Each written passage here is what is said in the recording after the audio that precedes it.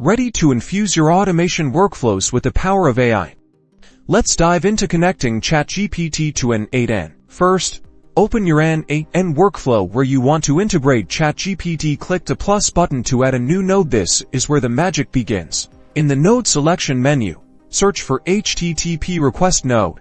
This will let us communicate with the OpenAI API. Configure the HTTP request node. Set the method to post in the URL field.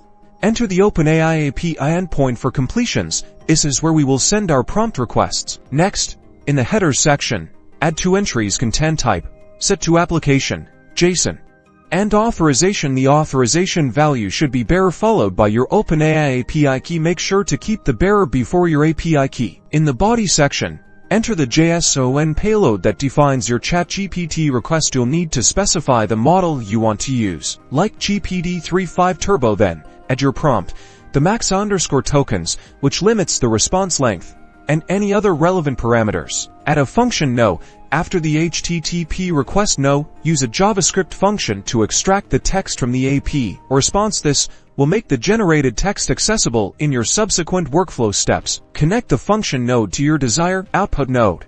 Whether it's sending an email, posting to Slack, or any other action. Now, run your workflow and watch ChatGPT generate content and interact within your automation.